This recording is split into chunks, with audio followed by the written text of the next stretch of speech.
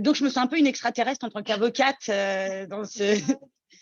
voilà, mais je commence à avoir un peu l'habitude puisque ça fait à peu près 15 ans que je défends des enfants avec des profils neuroatypiques, donc des enfants TDAH, TSA, des multidys, des enfants qui souffrent de syndrome d'alcoolisation fœtale. Et si au départ, je pensais simplement à travailler en termes de responsabilité médicale, je me suis rapidement aperçue que j'allais devoir très largement devenir extrêmement flexible en droit.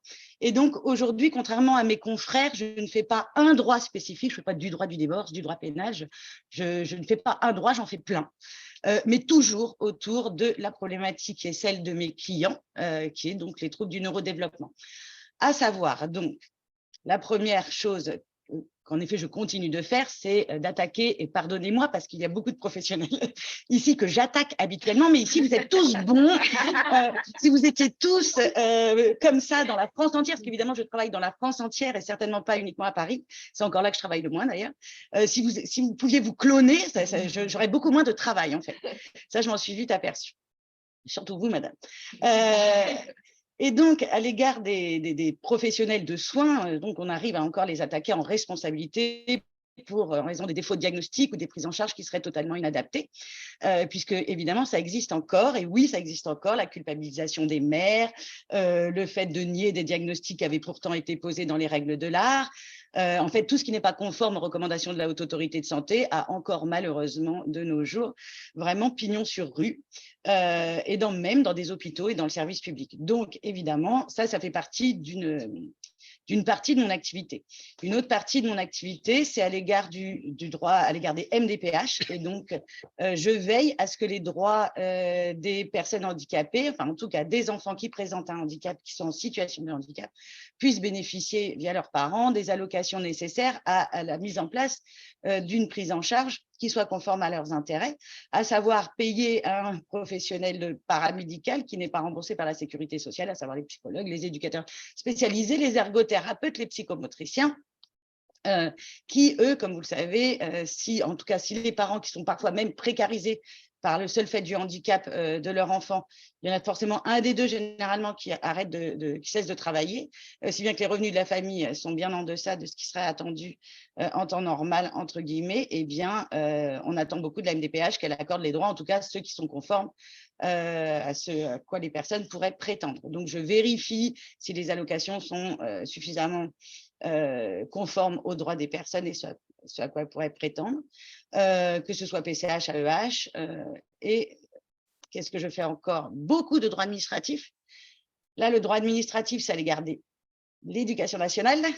Donc, j'attaque beaucoup de recteurs, notamment eu égard à des conseils de discipline qui se passent mal, puisque ce n'est pas en excluant un enfant d'établissement en établissement sans mettre en place une ESS, équipe de suivi scolaire, qu'on va pouvoir arranger les choses. On ne fait que déporter le problème et généralement l'enfant finit par une phobie scolaire ou une exclusion sociale totale, voire une IEF.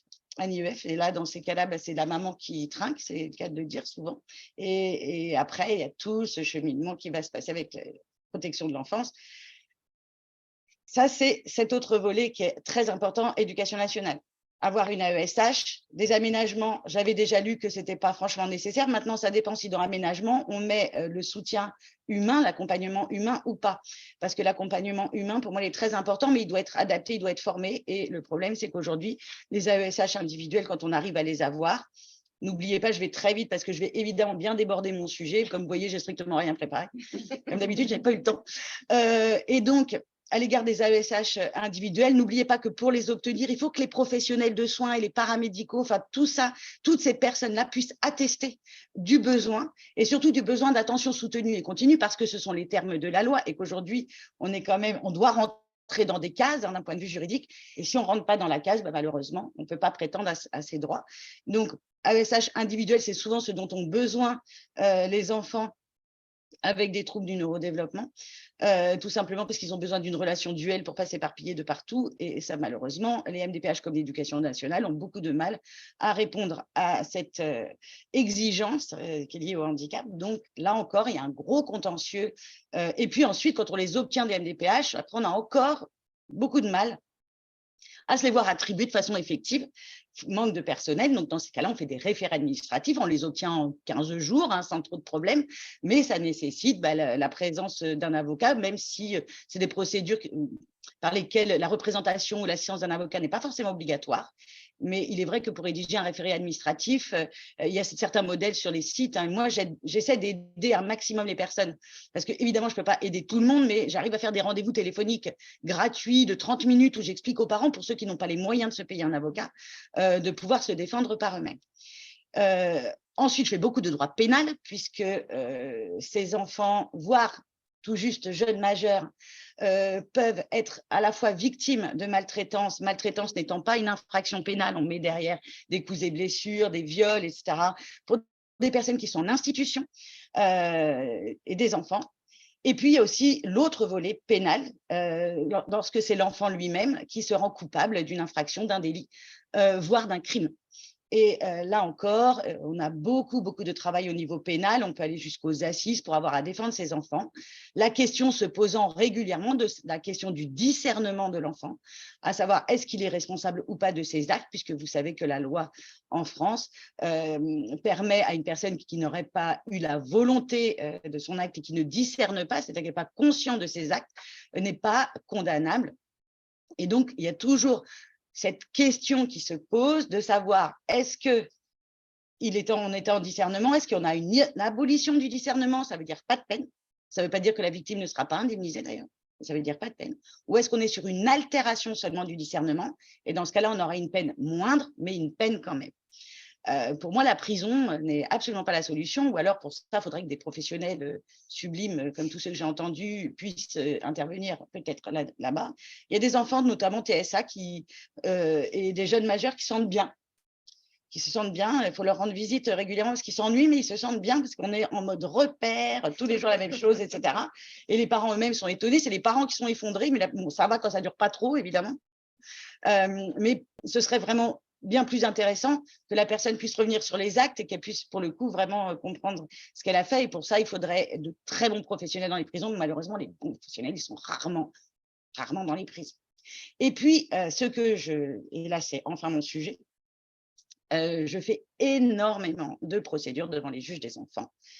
Et contrairement à vous, madame, moi, je suis confrontée à des problématiques énormes eu égard à la protection de l'enfance, des personnes qui ne sont pas formées et qui considèrent, il faut le dire quand même, et qui considèrent immédiatement, dès qu'on leur explique la problématique de la famille, que ce sont les parents les responsables et les uniques responsables. Ce sont des professionnels qui sont en capacité de remettre en question les diagnostics qui ont pourtant été posés selon les échelles d'évaluation conformes que l'on connaît. Et là, c'est quand on a un diagnostic, on est content. Parce que parfois, comme vous le savez tous, c'est très difficile d'obtenir un diagnostic en France, de trouver des gens suffisamment compétents pour le faire et qui ne vont pas hospitaliser pendant 6 mois notre enfant en lui donnant plein de médicaments, en disant de toute façon, il est foutu pour la société, faites le deuil de votre enfant. Et oui, ça existe encore, et non, ce n'est pas une bulle d'esprit, et oui, la France a bien 50 ans de retard en la matière. Donc, eu égard au profil de ces enfants, il est vrai que les parents sont souvent accusés, à tort, d'être à l'origine des troubles de l'enfant. Quand on a un diagnostic, je n'ai pas vraiment de gros problèmes pour défendre ces enfants et surtout leurs parents, à vrai dire, parce que ça ne veut pas dire qu'ils n'ont pas besoin d'aide, mais ils ont besoin d'une aide spécifique et ils ont besoin d'une aide adaptée. Et si la protection de l'enfance et les professionnels de l'ASE étaient bel et bien formés ou avaient le recul bienveillant que j'ai pu entendre aujourd'hui, tout irait pour le mieux. Malheureusement, une chose est certaine, c'est que très rares sont les professionnels qui sont formés.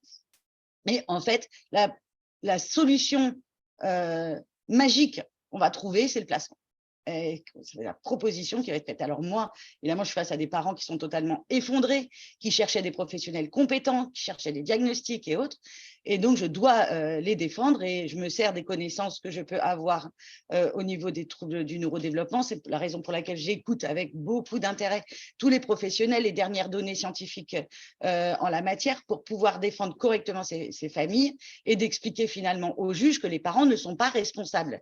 Qu'il y a un volet, bien sûr, comme j'ai pu l'entendre, il ne faut pas se voiler la face. Il est évident que ça existe des parents maltraitants, ça existe des parents qui se retrouvent dans une espèce de cercle vicieux qui finissent par répondre par la violence à la violence qui leur est faite, mais il y a besoin d'énormément de recul et savoir comment on va aider et quelles sont les solutions qu'on va apporter au lieu de immédiatement penser placement ou immédiatement penser AEMO, donc ces aides éducatives à domicile, qui sont pour la plupart totalement inefficaces eu égard aux troubles que présentent les enfants. Il faudrait que chacun soit formé comme vous l'êtes. J'ai formé des services de sauvegarde. Il faut que les neuropsychologues puissent aller les former, les pédopsychiatres, former les services. C'est fondamental parce qu'à l'heure qu'il est, la formation des professionnels de la protection de l'enfance, pardonnez-moi, mais elle est d'obédience psychanalytique. On est sur des vieilles théories freudiennes qui veulent que la mère, toxique, bien évidemment, parce qu'on est tous hystéros, vous l'avez dit, monsieur, on est tous complètement hystériques et de fait, on est susceptible d'engendrer des petits monstres, tout par notre faute. Et là, il y a vraiment matière à travailler, beaucoup de travail à faire. En attendant, il faut se battre devant les juges des enfants pour aller expliquer au juge des enfants qui, lui non plus, n'est pas formé. Mon sang, qu'est-ce qu'on a de la chance quand il y a un juge qui a un enfant autiste dans sa famille. Je peux vous assurer que là, c'est formidable. Sinon, il faut faire un travail de pédagogie. Hein. C'est rien que de la pédagogie, d'expliquer qu'en effet, le parent ne ment pas quand il explique que ça fait 3 ans qu'il cherche à diagnostiquer, qu'il est inscrit dans un centre ressources autisme pour son enfant, que ce n'est pas une vue de l'esprit, que c'est la réalité du terrain, que néanmoins, les suspicions qu'on peut avoir en la matière dédouanerait pour moi la famille, en tout cas, doit me permettre de réfléchir à quelle est la meilleure solution pour l'enfant et pour sa famille, comment peut-on aider. Et pour moi, ce n'est pas avec la protection de l'enfance à l'heure qu'il est, quand vous serez tous comme vous deux, ok, on ira, moi j'arrêterai le juge des enfants, je leur dirai on veut des AEMO de partout. Sauf qu'aujourd'hui, je n'en veux pas, moi. Je n'en veux pas pour mes familles. Je ne veux pas que ces gens mettent les pieds dans les familles. Et je regrette, je vais dire l'inverse de ce que vous avez dit. Surtout, n'appelez pas à l'heure qu'il est en l'état. Appelez un éducateur spécialisé, appelez un psychologue, prenez rendez-vous avec des pédopsychiatres formés et surtout renseignez-vous entre parents parce que là, je considère que justement le travail des associations et des parents entre eux qui se donnent les bonnes informations parce qu'aujourd'hui on en est là, on a l'impression d'être en résistance presque et de se refiler les infos sous le manteau, va voir machin, ah ben il est trop pris. Alors évidemment les bons pour avoir une place, accrochez-vous. Sauf que les parents sont parfois même accusés de défaut de soins. Ils sont accusés de défaut de soins alors même qu'on n'a pas de professionnels compétents et on nous dit pourquoi vous n'allez pas au CMP du coin? Pardonnez-moi, moi je suis avocate, je ne suis pas professionnelle, moi je m'en moque de me faire détester par la terre entière, mais dans les CMP, il y a encore du gros travail à faire en termes de formation. On est encore avec des professionnels de soins, je parle pas de tout le monde, mais quand même en majorité, on est face à des professionnels qui sont eux-mêmes d'obédience psychanalytique, qui attendent chez des enfants qui ont des gros problèmes l'émergence du désir, autant vous dire qu'on va aller loin avec ça, et que ces mêmes CMP donc, qui travaillent en lien avec les services de protection de l'enfance, pour le coup, on n'avance pas. Et on oblige les familles à mettre leurs enfants dans des centres spécialisés qui ne sont spécialisés de rien du tout, où on fait de l'occupationnel, on fait faire de la quiche aux légumes pendant 20 ans à des personnes en pensant qu'elles vont évoluer. Or qu'en réalité, elles n'évoluent évidemment pas. Enfin, en gros, le système médico-social aujourd'hui celui qui travaille en lien avec la protection de l'enfance, n'est absolument pas favorable à une inclusion, au fait que les personnes puissent gagner en autonomie, puissent être accompagnées, que les parents puissent être soulagés, mais de manière positive, c'est-à-dire en sortir de ce système médico-social. On y rentre en ce moment, on en ressort à l'âge adulte, les pieds devant, souvent surmédicamentés, souvent avec des overdoses de médicaments, avec des problématiques d'enfermement que je déplore et contre lesquelles je continuerai à me battre, je pense, toute ma vie. Le seul moyen pour moi d'aider ces personnes aujourd'hui, c'est de former. Tout le monde l'a dit, mais c'est une réalité. C'est comme ça qu'on va avancer tous ensemble. Les avocats devraient se former, les juges devraient se former. Aujourd'hui, on est trop peu nombreux pour répondre en plus à une demande qui est croissante parce qu'en effet, on a de plus en plus de diagnostics. parce qu'on sait mieux diagnostiquer, c'est tout aujourd'hui. C'est aussi simple que ça. C'est en effet pas du tout parce qu'il y a beaucoup plus de cas. Ça, j'en suis absolument convaincue. On a tous eu dans notre école un petit qui mettait la poubelle sur la tête du prof et nous, ça nous faisait mourir de rire et qui courait partout dans la classe, qui ne pouvait pas rester assis 2 minutes. On a tous eu dans nos classes des personnes comme ça et c'est vrai que c'est pas exponentiel du tout. Et c'est pas parce que les parents deviennent tous cinglés qui créent des enfants avec des comportements problèmes. Certainement pas, c'est l'être humain qui est fait comme ça. C'est nos petits synapses au niveau des neurones qui ne fonctionnent pas forcément comme tout le monde, ou en tout cas, heureusement, c'est ce qui crée la diversité humaine. Et c'est absolument fascinant, cette diversité humaine. Et quand elle est prise avec bienveillance, généralement, on arrive à plein de choses. Je ne vais pas apporter mes textes de loi, néanmoins, comme ça, pour savoir un peu comment ça se passe en matière d'assistance éducative. C'est quoi le schéma que j'ai l'habitude de voir? En gros, vous avez donc un CMP. Alors, imaginons un parent qui a décidé, ça y est, de s'enfuir de là parce qu'il en a marre d'être culpabilisé ou que l'enfant n'avance pas. Eh bien, on va mettre en place une prise en charge en libéral. Et on va expliquer, on va écrire un petit mot au CMP, on va leur dire, on ne vient plus. Et puis, il n'a pas envie. Alors là, généralement, vous avez une IP pour défaut de soins. Donc, surtout en cas de départ et de fin de prise en charge dans ce type d'établissement, si vous ne le sentez pas trop, la prise en charge en libéral, pour les quitter, vous les mettez d'abord en place et vous les quittez après, le courrier arrive après. Vous faites un petit arrêt maladie en attendant, parce que si l'enfant ne supporte plus et que vous-même, vous ne supportez plus d'être culpabilisé, vous n'y allez plus, mais au moins qu'il y a un certificat médical bidon. Et puis ensuite, dès que vous avez réussi à trouver les bons professionnels, vous partez avec un courrier. Ça n'empêche pas d'avoir une IP, mais les professionnels en libéral, comme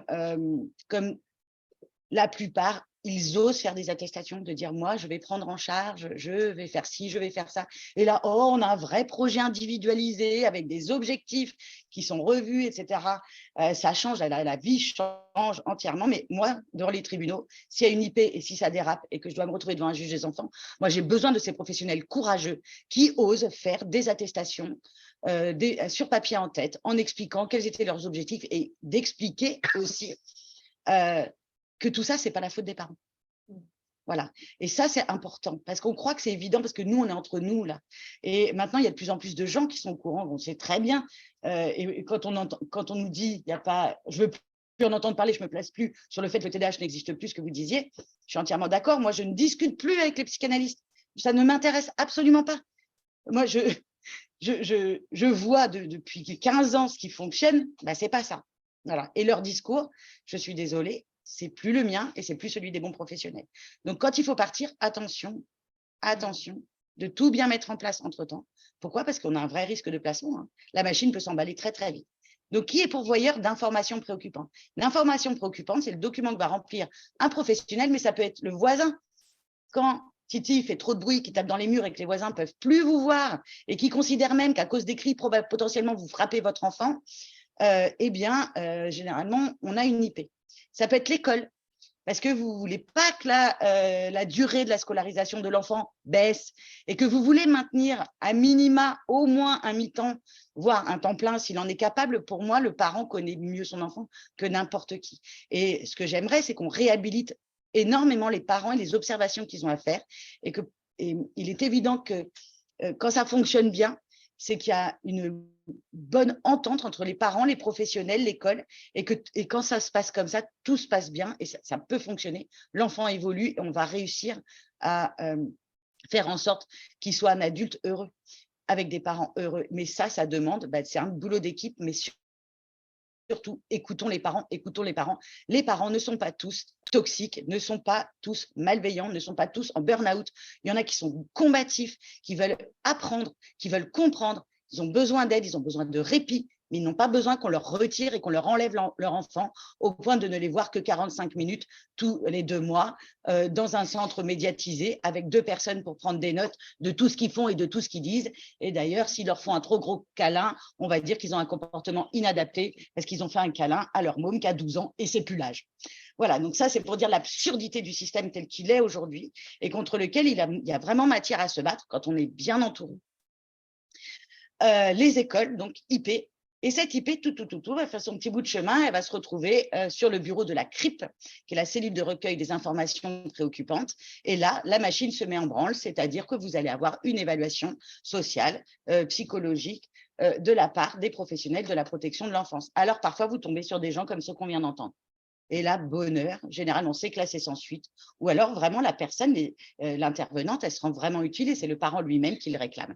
Et ça, bravo, bravo, ça arrive, ça existe. Dans 3% des cas. Allez, soyons clairs, c'est la vérité. Ça n'existe pas du tout. Il y a 99%, je pense, des évaluateurs qui rentrent dans ces familles où tout est défoncé, comme on vous a dit. Il n'y a plus de peinture au mur, il n'y a plus de meubles.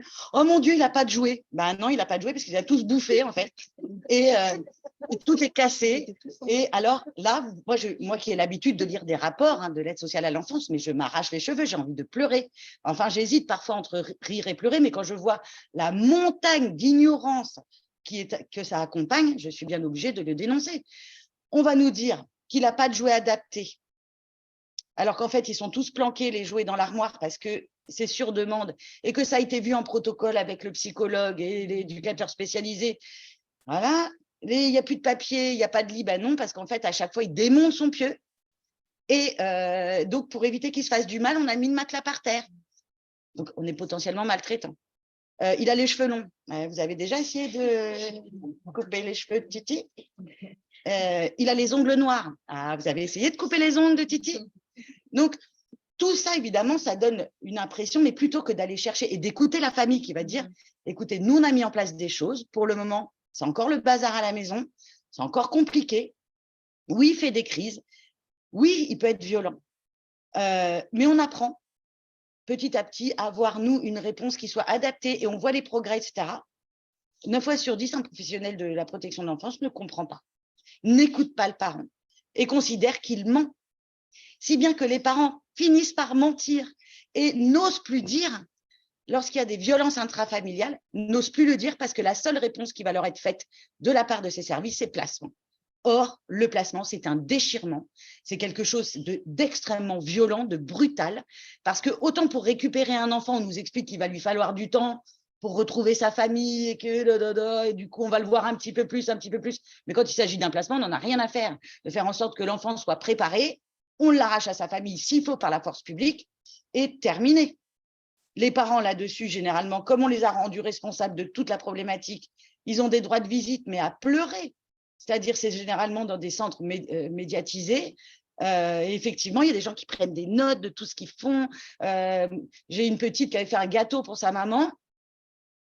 Les rôles étaient inversés entre la mère et la fille. Enfin, le truc délirant. Et alors que c'était mignon, la petite avait juste envie de faire manger un gâteau à sa maman qu'elle avait réussi à faire toute seule. Mais où on va? Et ce que je lis, franchement, relève de l'absurdité c'est absurde, bon sang, ce type d'évaluation.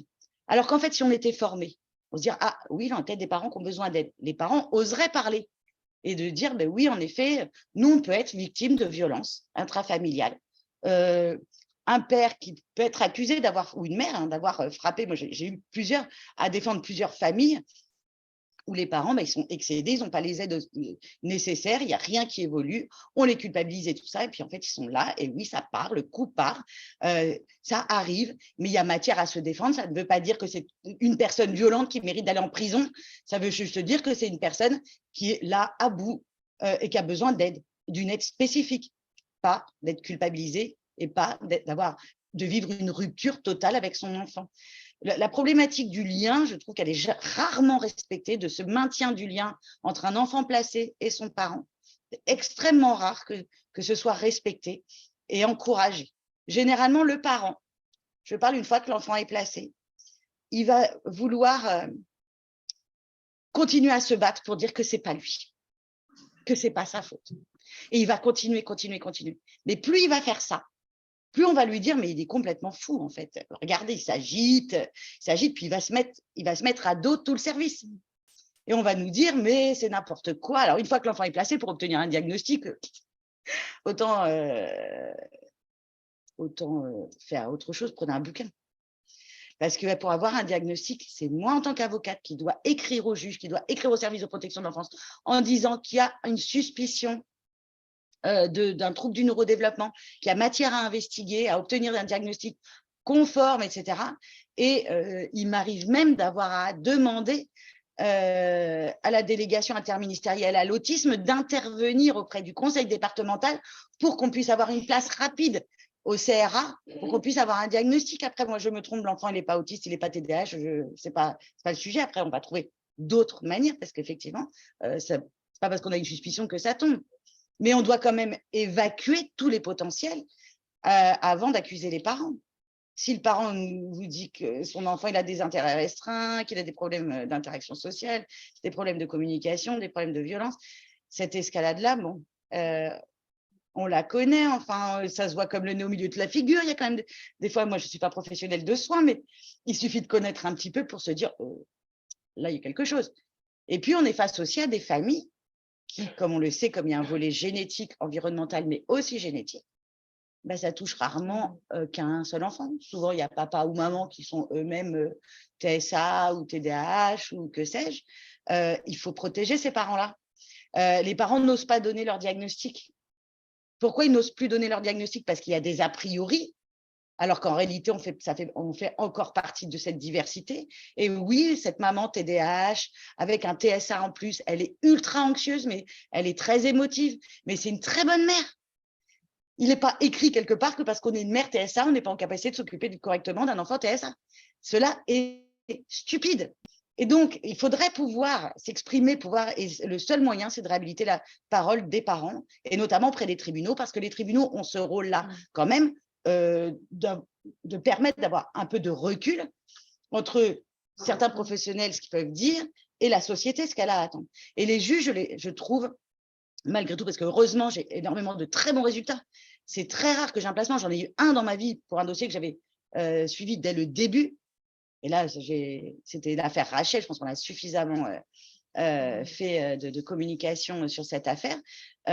Maintenant, je vois bien des placements qui ont eu lieu avant que j'intervienne. Généralement, il faut quand même se battre dès le début, avant que tout ça, ça parte en chantilly, qu'on ne sache plus comment s'en débarrasser. Il faut vraiment bien se renseigner quand on a une IP. Il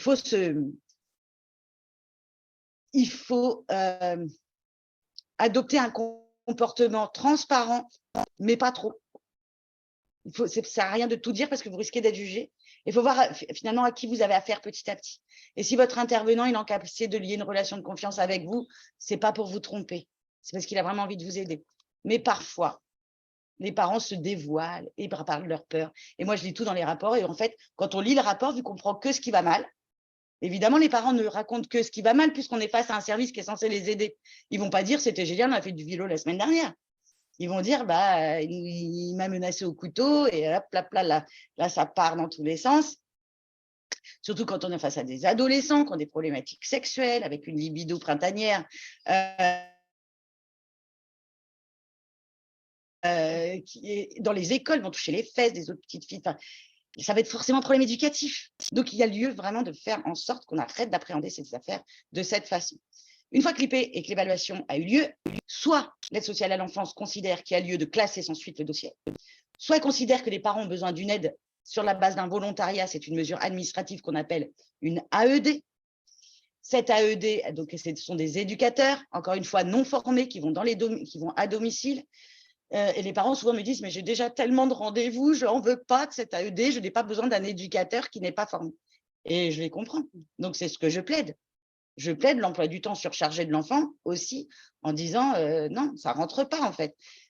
Et souvent, je demande aux parents, dès qu'il y a l'IP, de mettre en place éducateur spécialisé, si bien qu'on dit, ah, pas bon, on a déjà tout ce qu'il faut. Et ce qui me permet d'obtenir des non-lieux ensuite devant les juges. Mais souvent, l'AED, qui est soi-disant une mesure volontaire, si on la refuse, alors que c'est censé être un accord, etc., si vous la refusez, on vous menace clairement de faire un signalement au procureur et de vous retrouver là, dans ce cas-là, devant un juge des enfants. Pas de panique. Mieux vaut voir un juge des enfants que de s'obliger à rencontrer des professionnels qu'on n'a pas forcément envie de rencontrer pendant 1 an, parce qu'ensuite, le rapport, il ne fera pas 3-4 pages. il en fera 30. Et ça sera encore plus difficile de vous défendre. Et de toute façon, même si le juge considère qu'il vous faut une AEMO, donc une mesure, c'est la même chose que l'AED, mais ce n'est pas volontaire, c'est judiciaire, donc elle s'impose à la personne lorsque le juge l'a ordonnée, eh bien dans ce cas, c'est la même chose. Sauf qu'il y a un juge au-dessus qui peut permettre de faire le lien entre un service avec lequel vous ne vous entendriez pas et le juge, et vous-même. Donc, c'est bien d'avoir pour moi un juge au milieu, sauf si, évidemment, ça arrive de temps en temps, on est face à un juge, il ne faut pas oublier que la justice est humaine, et il y a des juges qui ne veulent pas entendre que l'enfant a un trouble du neurodéveloppement et qui a lieu d'investiguer, de mettre en place des soins, etc. Donc, le juge, lui, de son côté, quand on se retrouve donc signalement au procureur, ça rebascule. Donc, le procureur bascule en principe bureau juge des enfants et on est convoqué quelques semaines, quelques mois plus tard. Quand on reçoit la convocation, c'est seulement à ce moment-là qu'on est en droit d'aller voir ce que la ZE a écrit dans le rapport. Parce qu'en fait, normalement, s'il doit vous faire une restitution, elle n'est pas toujours faite et pas toujours honnête. Donc, il faut aller lire ce qu'on a écrit au juge. C'est très important de savoir ce qu'on nous reproche. Les parents, et c'est la loi, n'ont pas le droit d'avoir une copie de ce document. C'est une aberration. C'est une aberration du droit. C'est une aberration législative. Mais l'avocat, lui, oui. Ouf. Mais pensons aux gens qui n'ont pas les moyens de se payer un avocat. Il a le droit d'aller consulter et le juge peut retirer des éléments. Mais il n'a pas le droit d'avoir une copie. Donc, généralement, moi, je reçois la copie et là, on rendez-vous d'1 heure avec la famille où je lis le rapport. Moment extrêmement complexe. Parce que c'est un moment dur de voir qu'en fait, son titi qui a des troubles du neurodéveloppement et qu'on avait envie d'accompagner, etc., en fait, tout est notre faute. Tout d'un coup, on est des parents épouvantables, fous, menteurs, pas compliants, ou alors on parle trop, ou alors on parle pas assez, on est trop rousse, on est trop brune, on est trop ce que vous voulez, mais ça ne va pas. Et donc, il y a généralement une proposition qui est faite dans le rapport, qui peut être une proposition de placement ou une proposition d'AEM. Ou une proposition lorsque les parents ont fermé leurs portes et qu'ils ont refusé d'ouvrir leurs portes et de parler, ce qu'on appelle une MJE, c'est-à-dire de mesures judiciaires d'investigation éducative, qui est généralement une enquête, une évaluation, il ne faut pas dire le mot enquête, moi j'appelle ça une enquête, qui dure 6 mois et qui est généralement faite par un autre service que l'aide sociale à l'enfance, notamment des associations, mais ce sont dans ces associations les mêmes professionnels, ils ont les mêmes diplômes que ceux qui travaillent à l'aide sociale à l'enfance, et en plus ils travaillent main dans la main, donc on ne peut pas vraiment dire que ce soit un regard extérieur. Là encore, il y a une grosse hypocrisie de ce point de vue-là. Ensuite, on va aller devant le juge après avoir mis en place sa défense. Il faut savoir qu'on est convoqué 8 jours avant l'audience. Donc, heureusement que moi, j'aime bien travailler dans l'urgence, sinon l'adrénaline me rend plus intelligente, je trouve.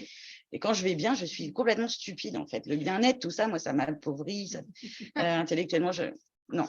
Mais alors, par contre, avec l'adrénaline, je peux vous dire que là, j'ai plein d'idées, énormément d'idées, pour défendre les personnes. Donc, souvent, les gens me disent, mais vous n'allez pas avoir le temps en 3 jours d'organiser ma défense. Si, 3 jours, on est super large. Donc, détendez-vous, ça va aller. Sauf que là, moi, j'attends des professionnels de soins, des documents, parce que moi, toute seule, avec mon sourire devant le juge, ça ne va pas suffire. Parce que l'avocat, on peut le croire, évidemment, mais c'est mieux quand c'est étayé par des attestations médicales ou paramédicales. Pour moi, ça, c'est fondamental. Alors, évidemment, à force, au bout de 15 ans, on a un réseau de professionnels et si on en manque, s'il te plaît, prends-le en urgence, 1 heure, regarde, et voilà. Et on se débrouille comme ça. Et au final, il est vrai qu'on arrive franchement, on arrive à bien défendre les personnes. On arrive à ressortir très souvent avec des non-lieux. Ça arrive vraiment très souvent. Le juge qui prononce un non-lieu, c'est champagne, câlin, tout ça. J'adore ces moments de sortie d'audience parce que c'est fini. Parce qu'en fait, les personnes ont vécu généralement l'évaluation sociale comme étant extrêmement intrusive, culpabilisante. Et là, il y a plein de choses à revoir et à changer parce qu'en effet, on a quand même des forces humaines au sein de la protection de l'enfance qui pourraient véritablement aider et ça pourrait être extrêmement positif. Il ne faut pas oublier non plus que parfois le placement, c'est la seule solution. Ça existe, des demandes de placement quand les parents viennent me voir. Et là, ça ne m'est arrivé qu'avec des parents d'enfants à comportement tyrannique. J'ai découvert avec l'association React ce qui pouvait se passer. parce que moi, j'étais restée sur mes TND lambda. Mais parfois, on a un combo gagnant. HPI, TDAH, TSA, multidis et en plus, top, des problèmes avec la frustration et autres. Et là, j'ai eu affaire à des dossiers où je suis moi-même tombée des nues à demander au juge, mais placez-le. Et le juge de me dire, il a fait 13 familles d'accueil en un mois, on n'en veut plus, les parents le reprennent. Non, on n'en veut pas. Il faut mettre des soins, il faut mettre des soins. Et en fait, les parents, le problème qui s'est posé à moi sur ce premier dossier, aujourd'hui j'en ai plein, maintenant on arrive à gérer ça. En fait, il faut simplement énormément veiller au fait qu'il y ait des soins, que l'enfant placé puisse bénéficier de thérapies conformes aux données acquises de la science. Le problème, c'est que c'est rarement le cas, hein, parce que l'aide sociale à l'enfance, c'est rare qu'ils aient les moyens de faire tous les trajets que faisait la maman pour aller voir le psychologue. L'aide sociale à l'enfance, elle ne le fait pas, ça. Quand ils ne déscolarisent pas, parce qu'aller se battre contre une école pour faire respecter le droit à la scolarisation et à l'éducation d'un enfant, eh ben, il va rester dans son foyer, puis ça ira bien, puis on va voir ce qui se passe. Tant qu'il ne tape personne, tout va bien. On en est un peu là quand même. Et donc, là, c'est ces parents qui viennent me voir, qui sont vraiment violentés par leur enfant. Et moi, je vois le petit, je lui parle, et il est absolument adorable. Alors, on voit bien qu'il est en surpoids, tout ça, parce que vu qu'il mange ce qu'il veut avec ses doigts, parce que bon, qu'on s'emmènerait avec une fourchette, un couteau, tout ça. Sa petite sœur, elle a le bras en écharpe, bah oui, il l'a poussé dans les escaliers, mais je dis, bah, quand même, il y a des trucs là, garçon. Peut-être que, non, mais c'est mon père et ma mère qui me battent. Ouais. Et moi, je vois les parents, ils sont tout chouchous, lui, il est tout chouchou. Je dis, qui maman? C'est ça. Sauf que moi, j'écoute les parents. J'écoute les parents. Si je suis face à des gens simplement sensés, je vois absolument pas pourquoi ils m'inventeraient ça. Et donc, je lui dis, écoute, moi, je vais défendre tes parents. Hein, et toi, qu'est-ce que tu veux? Bah, de toute façon, moi, je veux plus vivre avec eux, c'est des cons. Ils sont méchants, en plus, ils me tapent. Pop, pop, pop, pop. Là, on a du pénal derrière, là. Oh là, qu'est-ce que tu es en train de dire? Mes parents me tapent. Je dis, bah, c'est fou parce que tu as un petit frère et une petite sœur qui me disent que ce n'est pas le cas et que c'est toi qui tapes. C'est toi qui menaces et que tes parents, au contraire, ils essaient de se protéger, de protéger. Ah bah ma sœur, elle, de toute façon, c'est qu'une pute, elle a 8 ans. Et on se retrouve devant le juge. Mais il est tellement mignon. Et le juge regarde mon client et lui dit, bah, on va placer votre enfant, mais vous êtes maltraitant, il y a un truc qui ne va pas. Et les deux autres enfants qui vont bien, on va vous coller une MJ. Parce qu'il y a un problème. Et figurez-vous que cette affaire, elle a pris tellement d'ampleur parce que c'est la même affaire où l'enfant, il est revenu à la maison, où c'était une catastrophe. Les parents pleuraient. Hein. Et lui, il était tout content en sortant. Ça y est, je vais rentrer chez papa, maman, et je vais bien tout péter. Et c'est ce qui s'est passé. Les parents toujours en demande d'aide, qui demandaient trop de soins, mais ils avaient enjoint l'aide sociale à l'enfance à mettre des soins en place, etc. Bref, on s'est retrouvé dans une situation où finalement, il a été replacé. Le juge, ne sachant plus à quel sein se vouer, parce qu'entre les experts qui disent c'est la faute des parents, les autres experts qui disent non, l'enfant il a des troubles, etc., tout est contradictoire. On était en collégial systématiquement, 3 juges à chaque fois. Et le procureur, et là le procureur de dire, parce que le père dit, mais attendez, mais mon fils me frappe, je vous assure, il frappe sa mère. Et le procureur de dire, c'est vous, monsieur, qui avait un problème, parce que le monsieur il a des petites tocs, des petits tics. Il a un petit problème d'élocution. Déjà, ce n'est pas pratique quand un juge il a à peu près un quart d'heure pour se faire une idée de la personne qu'il a face à lui. Et je me dis, oh bon sang. Et la procureure a requis le placement des 2 petits qui vont super bien, qui sont en plein bien-être total, qui font des tas de trucs, qui sont hyper bons à l'école, des tas d'activités. Et comme ils sont HPI, des petits, ils ont fait des lettres au juge pour lui expliquer tout ce que le frère leur faisait.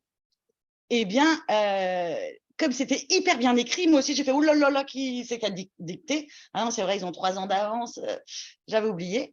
Sauf que le juge a considéré que c'était une faute de la part des parents qu'ils avaient dicté la lettre aux enfants et qu'ils avaient même tout corrigé. Alors que la petite, elle est venue s'exprimer devant le juge. On a estimé qu'elle était aliénée, donc c'est-à-dire qu'elle était victime d'aliénation parentale, ce fameux syndrome que j'aimerais voir sorti de toutes les classifications des maladies, quelles qu'elles soient.